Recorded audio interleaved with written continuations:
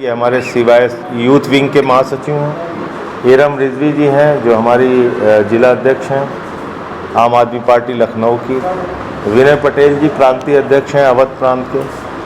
दिनेश जी हमारे महासचिव हैं प्रदेश के। छवि जी हैं हमारी व्यापार प्रकोष्ठ की अध्यक्ष हैं उत्तर प्रदेश की। महन जी हैं हमारे शिक्षक प्रकोष्ठ के उत्तर प्रदेश के अध्यक्ष। शुरू करें? जी सर, करें। सभी पत्रकार बंधुओं को नमस्कार। आज कुछ महत्वपूर्ण विषयों पे आपसे बातचीत करने के लिए पत्रकार वार्ता बुलाई है। उत्तर प्रदेश में बीजेपी का बम्पर ऑफर चल रहा है, एक के बदले एक बोतल शराब की फ्री मिल रही है। डबल इंजन की सरकार में डबल दारू का ऐलान हो चुका है और हमने तस्वीरें देखी किस तरह से नोएडा में, मुजफ्फरनगर में, हापुड़ में लंबी लंबी लाइनें लगी हुई हैं।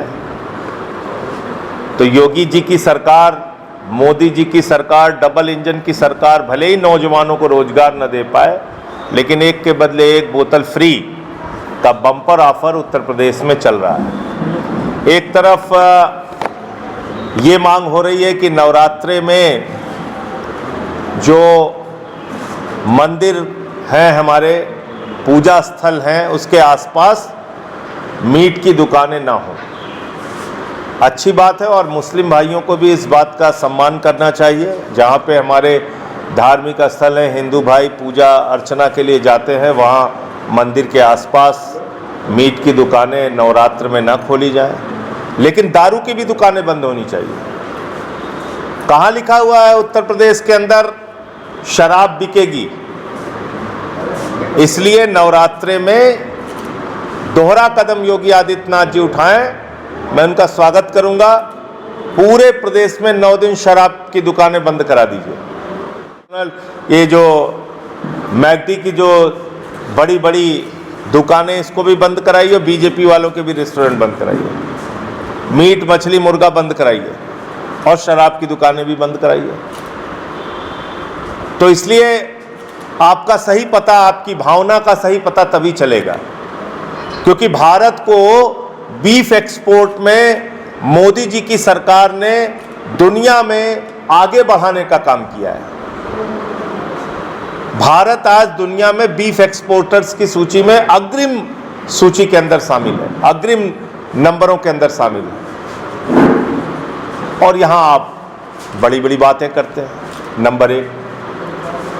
दूसरी बात, कल उत्तर प्रदेश के 70 जिलों में आम आदमी पार्टी का प्रदर्शन हुआ डबल इंजन की सरकार में डबल दारू के खिलाफ, डबल इंजन की सरकार में एक के बदले एक बोतल फ्री दारू के खिलाफ, और आगे भी हम लोग इस अभियान को चलाएंगे। दूसरा,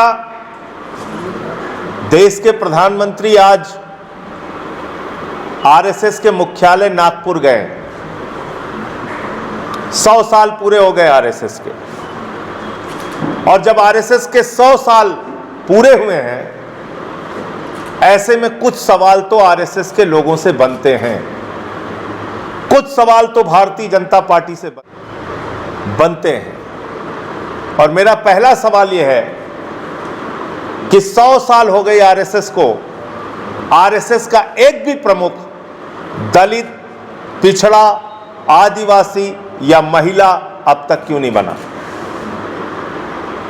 एक भी प्रमुख आरएसएस का दलित, पिछड़ा, आदिवासी या महिला क्यों नहीं बना अब तक? इसका जवाब आरएसएस को देना चाहिए। 52 साल तक भारत की आन बान और शान, हमारा तिरंगा झंडा आरएसएस के मुख्यालय पर क्यों नहीं फहराया गया? आज 100 साल पूरा होने पे इसका जवाब आरएसएस को और बीजेपी को देना चाहिए। जवाब देना चाहिए आरएसएस और बीजेपी को कि जनसंघ के पहले राष्ट्रीय अध्यक्ष श्यामा प्रसाद मुखर्जी जी, जो फजलुल हक की गवर्नमेंट में फाइनेंस मिनिस्टर थे, उनको जवाब देना चाहिए कि उन्होंने अंग्रेज गवर्नर को चिट्ठी क्यों लिखी थी, और उस चिट्ठी में लिखा था भारत छोड़ो आंदोलन को, आजादी के आंदोलन को कुचल देना चाहिए। आरएसएस और बीजेपी के लोगों को श्यामा प्रसाद मुखर्जी की इस चिट्ठी के बारे में जवाब देना चाहिए।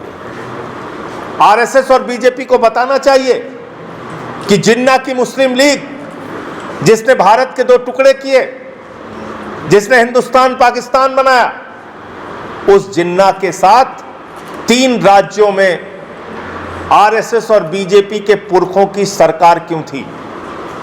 फजलुल हक की सरकार में फाइनेंस मिनिस्टर थे, फजलुल हक की सरकार में फाइनेंस मिनिस्टर थे श्यामा प्रसाद मुखर्जी। कौन था फजलुल हक? पाकिस्तान बनने के बाद पाकिस्तान का गृह मंत्री था फजलुल हक, उसके साथ श्यामा प्रसाद मुखर्जी थे। सिंध प्रांत में आरएसएस और बीजेपी के पुरखे मुस्लिम लीग के साथ सरकार में थे, नॉर्थ मुस्लिम लीग के साथ सरकार में थे, तो क्यों थे इसका जवाब उनको देना चाहिए। और इतना ही नहीं,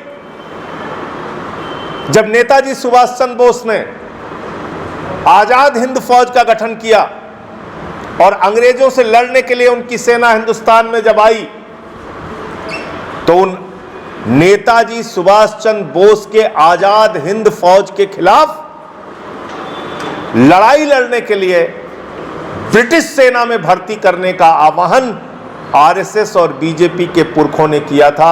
इसका जवाब आरएसएस और बीजेपी के लोगों को देना चाहिए। आपने हमारे क्रांतिकारियों के खिलाफ, हमारे महापुरुषों के खिलाफ मुखबिरी करके अंग्रेजों का साथ क्यों दिया? आज 100 साल पूरे होने पे इस बात का जवाब आरएसएस को और बीजेपी को देना चाहिए। प्रधानमंत्री जी को 11 साल तक आरएसएस की याद नहीं आई।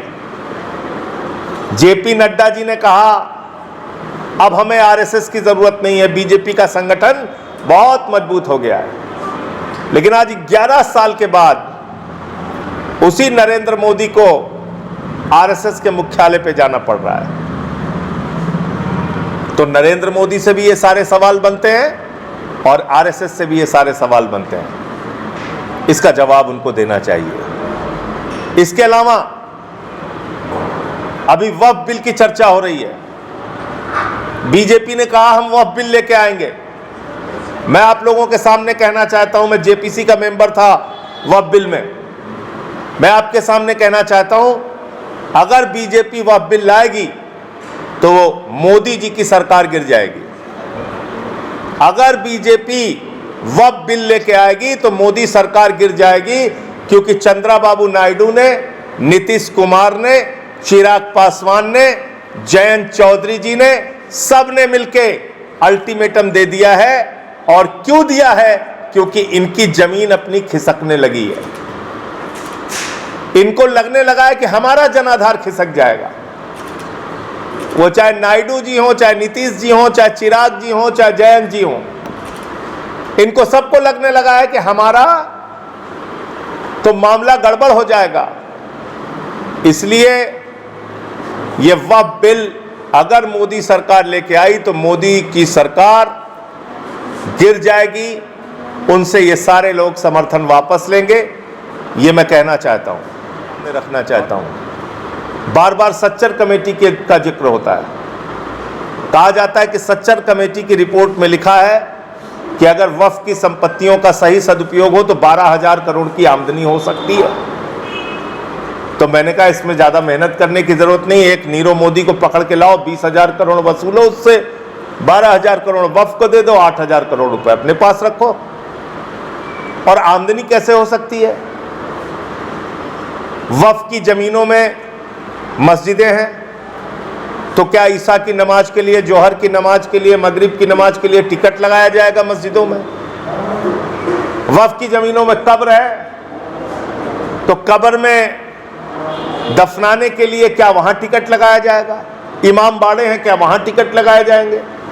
कैसे आमदनी है, मुझे नहीं समझ में आ रहा। दूसरी बात, जिस सच्चर कमेटी की रिपोर्ट का आप हवाला दे रहे हैं, उसी सच्चर कमेटी की रिपोर्ट में लिखा हुआ है कि लगभग 356 संपत्तियां इस देश के अंदर ऐसी हैं जहां पे सरकार ने कब्जा कर रखा है और उसको खाली कराई जानी चाहिए। तो हाफ ट्रूथ यानी कि अर्ध सत्य नहीं बोलना चाहिए, सुविधाजनक सत्य नहीं बोलना चाहिए, पूरा सच बोलना चाहिए। मैं जेपीसी में था, मैंने वो रिपोर्ट देखी है। फिर क्या लिखा हुआ है, खुद minority affairs ministry, inverted comma में बोल रहा हूं, माइनॉरिटी अफेयर्स मिनिस्ट्री ने हमारी कमेटी के सामने आकर स्वीकार किया था कि सुप्रीम कोर्ट में मोदी जी की सरकार ने शपथ पत्र दिया है कि पूरे देश में जितनी भी वक्फ की संपत्तियां हैं उसमें से 99% संपत्तियां रजिस्टर्ड हैं, पंजीकृत हैं और ऑनलाइन हैं। यह खुद स्वीकार किया आपने। कहां स्वीकार किया? 2022 में सुप्रीम कोर्ट में। क्या लिखा है उसमें मोदी जी की सरकार ने कि 99% संपत्तियों के सारे कागजात हैं हमारे पास, सारी संपत्तियां जायज हैं, सारी संपत्तियां पंजीकृत हैं और सारी संपत्तियां ऑनलाइन हैं। यह मैंने नहीं कहा, नरेंद्र मोदी जी की सरकार ने कहा। तो फिर क्यों झूठ बोलते हो कि वक्फ की संपत्तियों का हम, अरे आप तो कह रहे हो कि 99% आप रेगुलेट कर चुके हो, आपके पास सारे कागज हैं, आप पंजीकृत कर चुके हो, आप ऑनलाइन कर चुके हो, आप उसका सर्वे कर चुके हो। तीसरी बात उस बिल में लिखा हुआ है कि एक व्यक्ति अगर 5 साल तक प्रैक्टिसिंग मुस्लिम रहेगा तभी वो मस्जिद के लिए या मदरसे के लिए दान कर सकता है। मुझे हिंदुस्तान ही नहीं पूरी दुनिया का एक कानून बताइए जिसमें यह लिखा हो कि दान करने के लिए आपको धार्मिक रीतियों का पालन करना आवश्यक है। एक पूरे दुनिया में कोई कानून बता दीजिए। अरे भैया, नास्तिक व्यक्ति भी दान कर सकता है जो किसी धर्म को नहीं मानता। आपने ऐसा कानून बना के रखा है, 5 साल का प्रैक्टिसिंग मुस्लिम। और इन सब के बाद जो बात मैं कहने जा रहा हूं इसको रिकॉर्ड करके रखिएगा। ये वो पार्टी है जिसने डिफेंस की जमीन प्रधानमंत्री के दोस्त को दे दिया अयोध्या के अंदर। ये वो पार्टी है जिसने राम मंदिर के चंदे में घोटाला किया और 2 करोड़ की जमीन 18.5 करोड़ में 5 मिनट के अंदर खरीदा और घोटाला करने का काम किया। जो प्रभु श्री राम के नाम पर जमीन में घोटाला और भ्रष्टाचार कर सकते हैं, अगर आज वक्फ का बिल पास होगा, कल मंदिरों की जमीनें कब्जाने का बिल पास होगा, फिर गुरुद्वारों की ज़मीनें कब्जाने का बिल पास होगा और चर्चों की ज़मीनें कब्जाने का बिल पास होगा। क्योंकि जाहिर तौर पे धार्मिक स्थलों के आसपास जो धार्मिक स्थलों की ज़मीनें हैं वो महंगी हैं, महत्वपूर्ण स्थानों पर हैं और उस पर मोदी जी के दोस्तों का अच्छा व्यापार चल सकता है। तो अगला मकसद इनका मंदिर, गुरुद्वारा और चर्च की ज़मीनें कब्जा करने का भी है। उसके भी संबंध में बिल लाके और उनकी ज़मीनें कब्जा करने का इनका मकसद है। तो इसलिए इस देश के लोगों को सावधान होना चाहिए कि इस तरह के बिल का कोई भी समर्थन न किया जाए। और ये बिल तो पास करेंगे तो इनकी सरकार गिर जाएगी, ये तो तय है। मुझे इतनी बात कहनी थी। आपका कोई प्रश्न हो तो आप पूछ सकते हैं। एक पैमाना होता है। हम सब ने इस संशोधन का विरोध किया। जेपीसी के सामने जितने भी विपक्ष के सांसद थे, सारी पार्टियों ने अपना विरोध दर्ज कराया कि हम इससे सहमत नहीं हैं। बावजूद इसके उन्होंने बहुमत के आधार पे उस जेपीसी से एक रिपोर्ट पास कर दिया। उस रिपोर्ट के अंदर हमारा क्या मतभेद है, हमारा क्या विरोध है, वो भी दर्ज है। और वो उन लोगों ने उस बिल के पक्ष में क्या क्या बोला है वो भी दर्ज है। तो जब पार्लियामेंट में अगर ये लोग लेके आते हैं, जो कि मुझे नहीं लगता कि ला पाएंगे क्योंकि उनके अंदर से विरोध शुरू हो गया है और ये सरकार गिरने का एक बड़ा संकेत हो सकता है, तो मुझे लगता है कि जब ये बिल संसद के अंदर आएगा तो इन सारे बिंदुओं पे और विषयों पे चर्चा होगी। जो बातें मैंने आपको बताई, सरकार तो खुद मानती है 99% उन्होंने ज़मीनें ऑनलाइन किया, पंजीकृत किया, सारे कागजात उनके पास हैं और सुप्रीम कोर्ट में बोला है। मैं जेपीसी का मेंबर था, मैं आपको जानकारी दे रहा हूँ। तो फिर आप क्यों ड्रामा कर रहे हैं जब आप खुद लिख के दे चुके हो कि 99% ज़मीन के सारे कागजात सही हैं और वो सब पंजीकृत है और ऑनलाइन है, तो फिर आप ये ड्रामा क्यों कर रहे हैं? क्या रेगुलेट करेंगे आप फिर? सर, चरित्र है। एक तरफ आप कहते हो कि सौगातें मोदी हम बांटेंगे, 32,000 मस्जिदों में 32 लाख किट पहुंचाएंगे, और दूसरी तरफ आप कहते हो कि हम नमाज नहीं पढ़ने देंगे। ये दोहरा चरित्र है भारतीय जनता पार्टी का। आज आरएसएस वाले इफ्तार कर रहे हैं, चंद्रबाबू नायडू इफ्तार कर रहे हैं, देवेंद्र फडणवीस इफ्तार कर रहे हैं, अजीत पवार इफ्तार कर रहे हैं, नीतीश कुमार, चिराग पासवान सब इफ्तार कर रहे हैं। तो एक तरफ आरएसएस, बीजेपी और एनडीए और हमारी दिल्ली की सीएम रेखा गुप्ता वो हज कमेटी के इफ्तार पार्टी में गई। तो एक तरफ ये सारे लोग इफ्तार पार्टियों का आयोजन कर रहे हैं, आरएसएस, बीजेपी और एनडीए के नेता, और दूसरी तरफ क्या कर रहे हैं?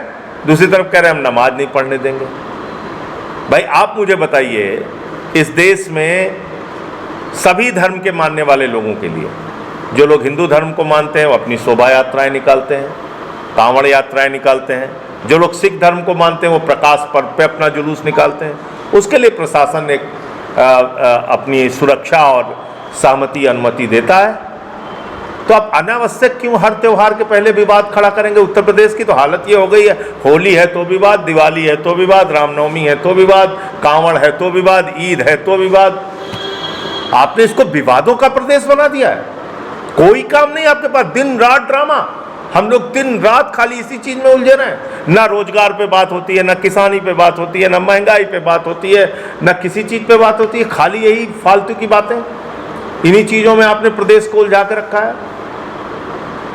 तो इसलिए मैं ऐसा मानता हूं कि ये सिर्फ एक राजनीतिक स्टंटबाजी के अलावा कुछ नहीं है। आप एक तरफ सौगातें मोदी बांट रहे हैं, दूसरी तरफ आप कहते हैं हम ये नहीं करने देंगे, वो नहीं करने देंगे, नमाज नहीं पढ़ने देंगे। तो ये ठीक नहीं है, मुझे लगता है। एक स्पष्ट राय आप रखिए। देखिए, इस देश को आगे बढ़ाना है तो 144 करोड़ लोगों को आप साथ लेके बढ़ा सकते हैं। शरीर के एक हिस्से को आप सड़ा के निकाल देना चाहते हैं और चाहते हैं शरीर आपका बड़ा स्वस्थ होकर काम करे। ये कैसे हो सकता है? यहाँ अलग अलग भाषा के लोग रहते हैं, अलग अलग जाति के लोग रहते हैं, अलग अलग धर्म के लोग रहते हैं, जिनकी संख्या 144 करोड़ लोग हैं। उससे भारत बनता है, उससे देश बनता है। आप चाहते हो हम एक हिस्से को तोड़ तोड़ के कमजोर कर देंगे और पूरा। इसलिए देश की तरक्की के लिए जरूरी है कि हम सभी वर्गों को एक साथ लेके आगे बढ़ें। तो इतिहास को जो बार बार खोद रहे हैं उसको क्या करें? देखिए, इतिहास को जिन संदर्भों में ये खोद रहे हैं वो गलत है। भाई आप अंग्रेजों की क्रूरता के बारे में पढ़ाना चाहते हैं, पढ़ाइए, बिल्कुल पढ़ाइए। पढ़ाइए कि उसने अपने भाई का सिर काटा, पढ़ाइए कि उसने अपने बाप को जेल में रखा, सारा इतिहास पढ़ाइए, हम कहाँ मना कर रहे हैं। लेकिन आप ये भी पढ़ाइए कि अंग्रेजों ने जलियांवाला बाग कांड में हिंदुस्तानियों के ऊपर गोली चला के उनकी लाशें बिछा थी। ये भी पढ़ाइए कि शहीद आजम भगत सिंह को फांसी पर चढ़ाया, शहीद सुखदेव, शहीद राजगुरु, शहीद अशफाकुल्ला, शहीद रोशन सिंह, शहीद राजेंद्र लहड़ी, शहीद खुदीराम बोस, प्रफुल्ल चाकी, कितने नाम गिनाऊं। तो अंग्रेजों की क्रूरता पे आप क्यों नहीं पढ़ाना चाहते? क्योंकि आपके पुरखों ने अंग्रेजों की दलाली की है, क्योंकि बीजेपी के पुरखों ने अंग्रेजों की गुलामी की है, उनसे माफी मांगा है। उनकी क्रूरता के बारे में आप नहीं पढ़ाएंगे कि आप कहते हैं कि उनकी सेना में भर्ती हो जाओ, उसको आप नहीं पढ़ाना चाहते। ये कैसा दोहरा चरित्र है आपका? आप मुगलों की क्रूरता के बारे में भी पढ़ाइए और अंग्रेजों की क्रूरता के बारे में भी पढ़ाइए, और अंग्रेजों का जिन लोगों ने साथ दिया उसके बारे में भी पढ़ाइए। पढ़ाइए ना, हम कहाँ मना कर रहे हैं। छत्रपति शिवाजी महाराज के खिलाफ तलवार उठाने वाले लोग कौन थे, पढ़ाइए उसके बारे में। शूरवीर महाराणा प्रताप जी के खिलाफ अकबर की सेना में उनका सेनापति बनके तलवार उठाने वाले लोग कौन थे, पढ़ाइए इतिहास। मैं तो कह रहा हूं कि दुनिया अंतरिक्ष में जा रही है, ये कब्र खोदने में लगे हुए हैं। अरे भाई क्या क्या 15 अगस्त 1947 को ये देश आजाद हो गया। उसके बाद इस देश की सारी संपत्तियां हमारी हैं, जो सरकारें हैं उनकी हैं, 144 करोड़ लोगों की है। ये भाजपा ये मान ही नहीं रहे कि हमारी संपत्ति है ये। तो क्या क्या तोड़ोगे आप? जीटी रोड तोड़ डालो, शेरशाह सूरी ने बनाया। ताजमहल तोड़ डालो, शाहजहां ने बनवाया। लाल किला तोड़ डालो, शाहजहां ने बनवाया। ये हमारा जो लखनऊ का जो चारबाग का स्टेशन है, इसको तोड़ डालो। रेल की पटरियां उखाड़ डालो, ये सब अंग्रेजों ने बनवाया। संसद भवन तोड़ डालो, वो भी अंग्रेजों ने बनाया। राष्ट्रपति भवन तोड़ डालो, वो भी अंग्रेजों ने बनाया। यही काम रह गया हम लोगों को। अब लेके फावड़ा लेके सारी सड़क खोद डालें, सब दीवार तोड़ डालें, क्या करना चाहते हैं हम, ये हमें सोचना पड़ेगा। मैंने कि सोशल मीडिया के थ्रू भी कुछ मतलब छावा मूवी के आने के बाद से छावा ये ऐसी नफरती फिल्मों को जानबूझ के प्रमोट करते हैं आपका दिमाग दूषित करने के लिए। ये ऐसी नफरती फिल्मों को व्हाट्सएप के जरिए लोगों के दिमाग में भरते हैं नफरत पैदा करने के लिए। वो इस मुल्क के लिए अच्छा नहीं है, वो इस देश के लिए अच्छा नहीं है। पिक्चरें दिखा के आप क्या साबित करना चाहते हैं? आप बताइए, औरंगजेब की जो नौसेना के प्रमुख थे वो मुसलमान थे, और महाराणा प्रताप जी के जो सेना के प्रमुख थे वो हकीम खान सूरी थे। तो आप क्या पढ़ाना चाहते हैं? और औरंगजेब के साथ लड़ने वाले जयसिंह थे, जसवंत सिंह थे, और अकबर के साथ लड़ने वाले मान सिंह थे। क्या आप पढ़ाना चाहते हैं? तो इसलिए बहुत सारे मुस्लिम थे जो कि छत्रपति शिवाजी महाराज की सेना में थे। छत्रपति शिवाजी महाराज का साथ देने वाले बहुत सारे मुसलमान थे, और महाराणा प्रताप जी का भी साथ देने वाले बहुत सारे मुसलमान थे।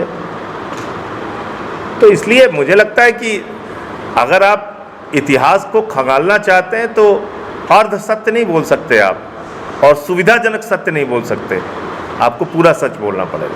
कुछ छुपाया जा रहा है, छुपाया ही जा रहा है।